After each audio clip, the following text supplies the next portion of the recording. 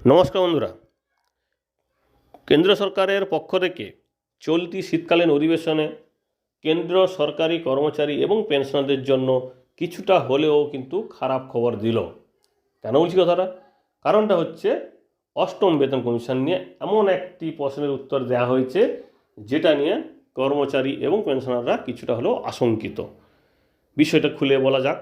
আপনারা জানেন অষ্টম বেতন কমিশন ঘোষণাও হয়ে গেছে, গঠনও হয়ে গেছে নভেম্বর মাসে, কিন্তু এর ইমপ্লিমেন্টটা কবে হবে? সাধারণত অষ্টম বেতন কমিশন বা যে কোনো বেতন কমিশন প্রকাশ যেদিন হোক না কেন রিপোর্ট, তার ইমপ্লিমেন্টের ডেটটা হয় পিছিয়ে করা হয়, সমস্ত পে কমিশনের ক্ষেত্রে তাই হয়। কিন্তু এবারে যেটা আশা করছে কর্মচারীরা, যে 1 জানুয়ারি 2026 থেকে এর ইমপ্লিমেন্ট হবে এবং সরকারি কর্মচারী এবং পেনশনাররা সেটা এরিয়ার হিসাবে হলেও পাবে।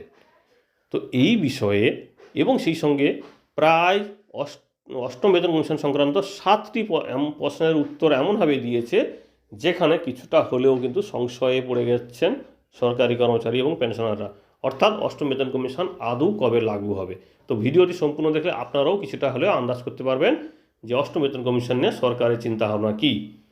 দেখুন, 1347 নম্বর প্রশ্ন 4জন সাংসদ মিলে করেছিল। কী নিয়ে বিষয়টি? ইমপ্লিমেশন of 8th pay commission. 8th pay কমিশনের ইমপ্লিমেশন অর্থাৎ কার্যকরী তারিখটা বা কার্যকর হওয়ার বিষয় সরকারের চিন্তাভাবনাটা কী। তো এই বিষয়ে যে প্রশ্নগুলি করা হয়েছিল প্রায় 7টি প্রশ্ন, তার মধ্যে 5টি প্রশ্নের উত্তর একসঙ্গে দিয়েছে।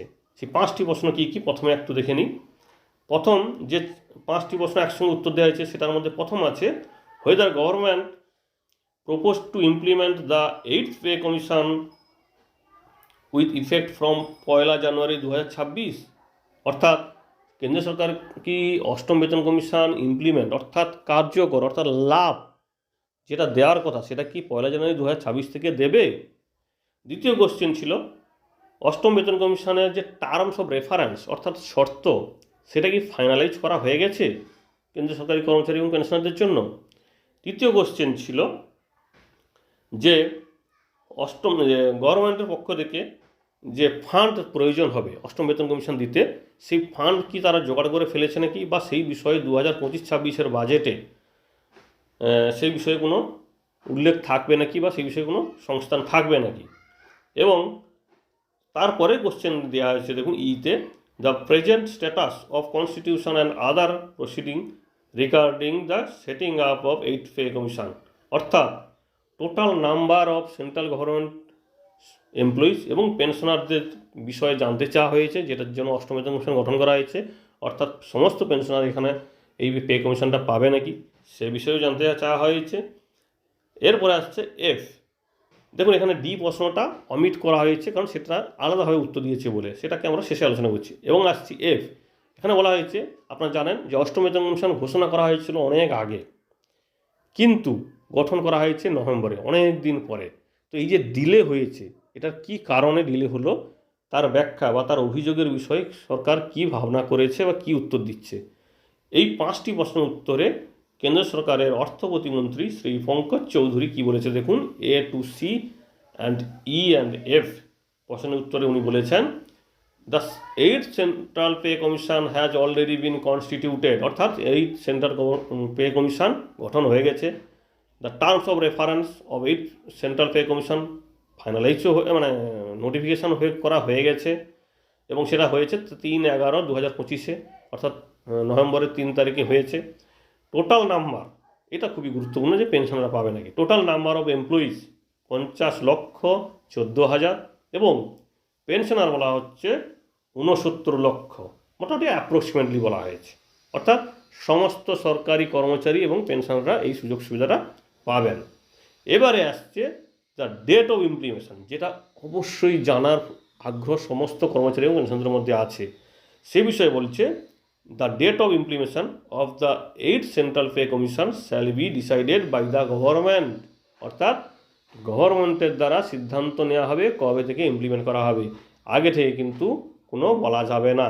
অর্থাৎ এতদিন সবাই মোটামুটি ভাবছিল বা বিভিন্ন মিডিয়া রিপোর্টে প্রকাশিত হচ্ছিল, যেদিনই প্রকাশ হোক না কেন রিপোর্ট, এবং আমরাও সেই অর্থে সেই তথ্য দিয়েছিলাম যে অষ্টম বেতন কমিশন 1 জানুয়ারি 2026 থেকে লাগু হচ্ছে, ইফেক্ট হচ্ছে, কিন্তু সেই বিষয়ে কিন্তু কোনো তথ্য দিল না এবং সেটা বলা হয়েছে সরকার সিদ্ধান্ত নেবে কবে থেকে ইমপ্লিমেন্ট হবে, এবং ফান্ডের বিষয়ে কিন্তু সেটা পরবর্তীতে রিকমেন্ডেশনের পরে সিদ্ধান্ত নেওয়া হবে। এবার আসি ডি এর প্রশ্নটা, যেটা অমিট করে গেছিলাম বা আলোচনা করা হয়নি, সেটা আলাদা করে প্রশ্ন উত্তর দিয়েছে যে eighth pay commission has consulting all major stakeholders including central government employees, অর্থাৎ সমস্ত সেন্ট্রাল গভর্নমেন্ট এমপ্লয়িজ এবং পেনশনদের সংগঠন এবং রাজ্য সরকারদের সঙ্গে কি আলোচনা করবে নাকি রিকমেন্ড করার জন্য, এবং যদি হয় সেই রকম তার তথ্য কী আছে। তো সে বিষয়ে বলা হয়েছে যে কমিশন তার সুপারিশ প্রণয়নের জন্য নিজস্ব পদ্ধতি এবং নীতিকে মেনে চলবে এবং তারা তাদের জন্য নিজের মতন করে তারা তৈরি করবে। এখানে কিন্তু আলোচনা করার বিষয়ে পরিষ্কার কোনো উত্তর না দিলেও যেটুকু খবর বা মিডিয়ার উপর প্রকাশিত হয়েছে, বিভিন্ন সংস্থা বা পেনশনের যে সংগঠন বা কর্মচারী সংগঠন, তারা কিন্তু বিভিন্ন ধরনের তথ্য বা তাদের দাবিগুলো কিন্তু পেশ করছে অলরেডি। এরপরে আসি last question, the time by which the commissioner is likely to submit the recommendation and the time by which the central government implement them, অর্থাৎ এই যে অষ্টম বেতন কমিশন যে রেকমেন্ড করবে তার টাইমটা কত দেওয়া হয়েছে অ্যাকচুয়ালি সেটা যেন জানানো হয়। তো তার পরিপ্রেক্ষিতে বলা হয়েছে as specified in the resolution notified on 3/11/2025, অর্থাৎ নভেম্বরের 3 তারিখে যে নোটিফিকেশন করা হয়েছিল সেই অনুযায়ী 18 মাস মোটামুটি সময় দেওয়া হয়েছে অষ্টম বেতন কমিশনের যে কমিটি, তাদেরকে 18 মাসের সময় দেওয়া হয়েছে। অর্থাৎ সেই হিসাবে দেখতে হলে 2027 এপ্রিল মাস নাগাদ কিন্তু এটা কমপ্লিট হবে রেকমেন্ডেশন করতে। তো স্বাভাবিকভাবে সরকার রেকমেন্ডেশন নেওয়ার পরে কিন্তু সিদ্ধান্ত নেবে, সেটাও কিন্তু অনেকখানি সময় লাগবে। তো সেই পরিপ্রেক্ষিতে আর একটা বিষয় যেটা অবশ্যই আলোচ্য, যে সরকার কি এই 25-26 বাজেটে কি এই সংক্রান্ত কোনো অর্থ বরাদ্দ রাখবে। এখানে বলা হয়েছে অষ্টম বেতন কমিশনের জন্য সরকার পৃথক তহবিলের কোনো পরিকল্পনা এই মুহূর্তে করছে না, কারণ সরকার বলছে আগে সুপারিশগুলো গৃহীত হোক, তারপরে বাস্তবায়নের জন্য উপযুক্ত তহবিলের ব্যবস্থা করা হবে। অর্থাৎ জিনিসটা কিন্তু অনেকখানি ডিলে হয়ে যাচ্ছে, এবং অষ্টম বেতন কমিশন আদৌ কবে লাগু হবে সেটাও কিন্তু সরকারের উপর সম্পূর্ণভাবে নির্ভর করছে। কারণ অনেক সময় কী হয়, পে কমিশনগুলো আবার এক্সট্রা করে সময় চায়, সেক্ষেত্রে আরও হয়তো সময় পিছিয়ে যেতে পারে, বা অষ্টম বেতন কমিশনের রিপোর্ট দেওয়ার পরে অনেক সময় সরকারের পক্ষ থেকে কিন্তু সময়টাও বেশি নেওয়া হয়। আগের বারে সম্ভবত 2.5 বছর লেগেছিল, পঞ্চম বেতন কমিশনে 3.5 বছর লেগেছিল। তো এই রকম কিন্তু হলে অষ্টম বেতন কমিশন পাওয়া কিন্তু আরও পিছিয়ে যেতে পারে। তো এই বিষয়ে আপনাদের কি মতামত, বা আপনারা কি ভাবছেন যে অষ্টম বেতন কমিশন আদৌ কবে পাওয়া যেতে পারে, বা তার সুবিধা বা ইমপ্লিমেন্ট ডেট কবে হতে পারে, বা সরকার কি সিদ্ধান্ত নিতে পারে, সেটা অবশ্যই আপনাদের মতামত জানাবেন, এবং সেই সঙ্গে কি হতে চলেছে সেটাও কিন্তু মতামত জানাবেন। ধন্যবাদ।